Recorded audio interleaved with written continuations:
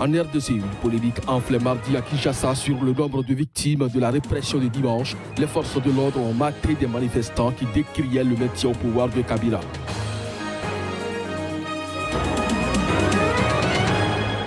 En Ouganda, le président Yoweri Museveni a ratifié le 27 décembre dernier la loi supprimant la limite d'âge pour devenir président, une suppression qui lui permet d'être un nouveau candidat en 2021. Le cancer, porte de discorde des ménages algériens suite à une ablation du sein due à la maladie. Linda a été abandonnée par son mari après 18 ans de mariage. De nombreuses Algériennes sont dans le même cas. C'était là le sommaire du journal. Bonjour et bienvenue. En Ouganda, le président Yoweri Museveni, au pouvoir depuis 1986, a ratifié le 27 décembre dernier la loi supprimant la limite d'âge pour devenir président. Une suppression qui lui permet d'être à nouveau candidat en 2021. Cet acte du chef de l'État officialise désormais la ratification du test. Reportage. Cette réforme constitutionnelle très controversée qui supprime l'âge limite fixé jusqu'alors à 75 ans pour être élu président avait été approuvée le 20 décembre dernier par le Parlement, très largement dominé par le parti au pouvoir. En ratifiant cette loi, le chef de l'État ougandais Yoweri Museveni, au pouvoir depuis 1986, s'ouvre la voie pour une nouvelle candidature en 2021. Le test réintroduit une limite au nombre de mandats présidentiels qui avait été supprimée en 2005, mais cette limite fixée à 2 mandats n'entrera en vigueur qu'après la prochaine élection, ce qui pourrait permettre au président Yoweri Museveni de se présenter à nouveau à 2 reprises. Pour le chef de l'opposition Kizza Besigye, la ratification de la loi n'est pas une surprise. Il estime qu'il s'agit d'un plan bien orchestré pour avoir le président Museveni au pouvoir à vie. Cette loi prévoit également que le mandat des députés soit allongé de 2 ans, passant de 5 à 7 années, ce qui repousse ainsi les prochaines législatives à 2023. En 2005, la Constitution avait déjà été modifiée pour supprimer la limitation à 2 du mandat présidentiel, permettant ainsi à Yoweri Museveni, au pouvoir depuis 21 ans, de briguer ses 3e, 4e et 5e mandats. En République démocratique du Congo, une polémique enflée mardi à Kinshasa sur le nombre de victimes de la répression de dimanche. Les forces de l'ordre congolais ont en effet maté des manifestants qui décriaient donc le maintien au pouvoir du président Joseph Kabila à l'appel d'un collectif catholique. 12 personnes ont été tuées en tout, selon les organisateurs de la mobilisation en République démocratique du Congo. 11 à Kinshasa et 1 à Kananga, dans le centre du pays, et plus de 120 personnes arrêtées. Mais d'après le porte-parole de la police, le colonel Rombo Pierrot Mwanamputu, aucun mort n'a été enregistré en marge de ces marches. L'officier avait donné dimanche un bilan de 3 civils tués. Ces personnes n'étaient pas des manifestants, dit-il, mais des pillards et des bandits qui ont trouvé la mort loin des lieux de manifestation. De son côté, le gouvernement de la RDC fait état d'un policier tué le même jour dans l'attaque d'un commissariat de police. Tout un amalgame. Dimanche, en effet, des marches de catholiques exigeant l'application d'un accord de sortie de crise ont été réprimées par les forces de sécurité. Pour les Nations Unies, cet accord signé entre majorité, opposition et société civile pour une sortie de crise demeure l'unique voie viable devant mener à la tenue d'élections, à une alternance pacifique au pouvoir et à la consolidation de la stabilité en République démocratique du Congo. Une série d'élections dont la présidentielle censée élire son successeur est prévue pour le 23 décembre 2018, mais l'opposition exige une transition sans Kabila dès à présent. Dans une vidéo rendue publique lundi, le chef historique du groupe djihadiste nigérian Boko Haram, Aboubakar Shekau, a refait une apparition en revendiquant les dernières attaques commises dans le nord-est du Nigeria. Les attentats suicides, les raids sur les villages, les villes et les postes militaires se sont multipliés.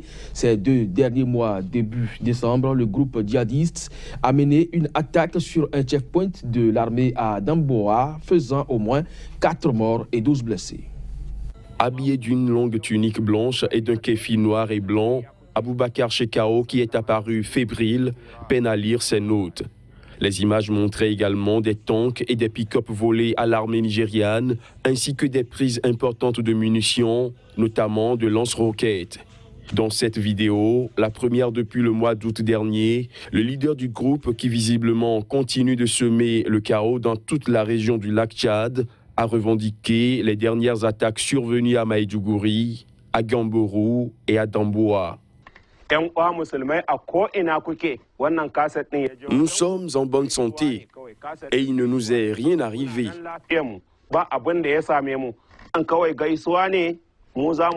Nous vous envoyons ce message avec les opérations que nous avons effectuées avec l'aide d'Allah. Nous avons mené les attaques sur Maïdougouri, à Gamborou et à Damboa. Nous revendiquons toutes ces attaques. Cette nouvelle vidéo apparaît dans un contexte de résurgence des violences. Les attentats suicides, les raids sur les villages, les villes et les postes militaires se sont multipliés ces 2 derniers mois dans le nord-est du Nigeria. La dernière attaque survenue le 31 décembre dernier a causé la mort de 25 bûcherons que Boko Haram accusait d'espionner pour le compte de l'armée et des milices civiles. Parlons santé. Dans cette édition, le cancer pomme de discorde des ménages algériens suite à une ablation du sein due à la maladie. Linda a été abandonnée par son mari après 18 années de mariage. De nombreuses Algériennes sont dans la même situation. Nasmoara, qui signifie en arabe « de mes femmes » ou encore Lamgata, la mutilée. Voilà les noms dont a hérité Linda après son opération. Cette assistante médicale, mère de 3 enfants, a été rejetée suite à l'ablation de son sein. Elle n'est qu'un cas parmi des centaines d'autres en Algérie. D'une voix toujours nouée, même plusieurs années après, elle raconte. J'ai terminé la radiothérapie. Quand j'ai terminé ma radiothérapie, mon mari m'a dit « Tu es divorcée ». Mes frères sont intervenus et lui ont demandé ce qui se passait. Je suis restée 5 mois sans savoir. Mes frères lui ont demandé des explications et il leur dit qu'il divorçait. Il est parti. Il y a des choses pires que la maladie. Le fait d'abandonner sa femme malade après 18 ans de mariage, pas une année, des enfants, des jeunes filles qu'il faut protéger. La vie est dure ici en Algérie. Abandonner des jeunes filles, abandonner une femme, je trouve que la maladie est plus propre et plus saine. La maladie est plus propre, et plus saine.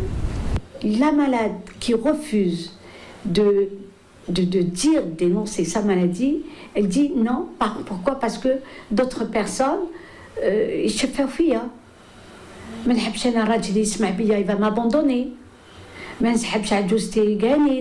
Alors c'est pas une maladie contagieuse. Aujourd'hui, Linda la mutilée est divorcée et en rémission. La maladie l'a paradoxalement libérée, dit-elle, d'un mari qui la battait et qui lui prenait son salaire.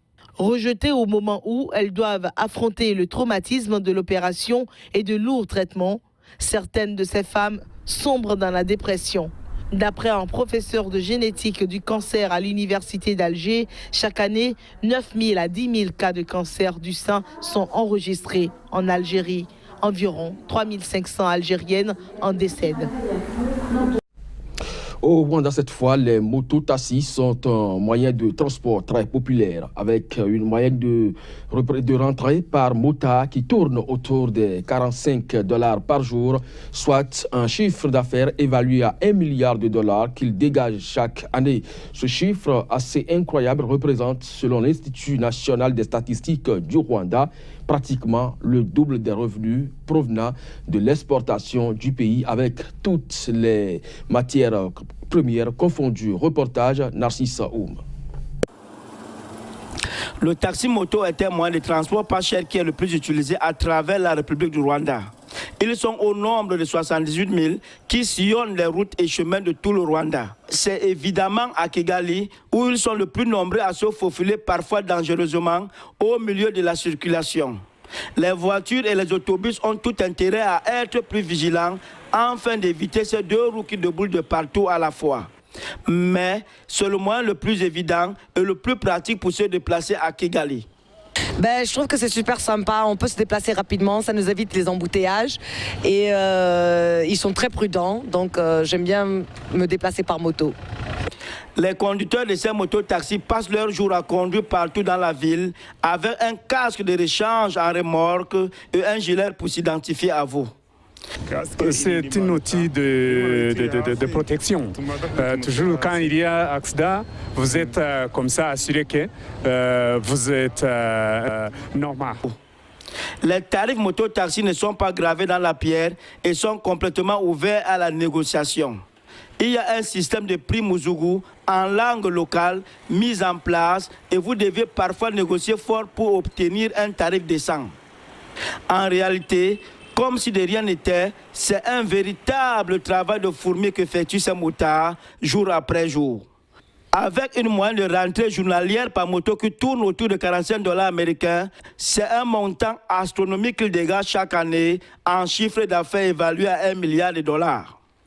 Ce chiffre incroyable représente, selon l'Institut national des statistiques du Rwanda, pratiquement le double des revenus provenant de l'exportation du pays, avec toutes les matières confondues.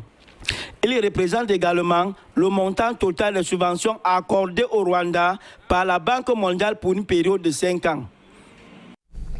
Proposition de Séoul de tenir des discussions de haut niveau avec Pyongyang. La Chine a salué la démarche, mais tout est parti de l'appel du leader nord-coréen Kim Jong-un à de meilleures relations et l'évocation d'une participation aux Jeux Olympiques d'hiver à Pyeongchang. Reportage.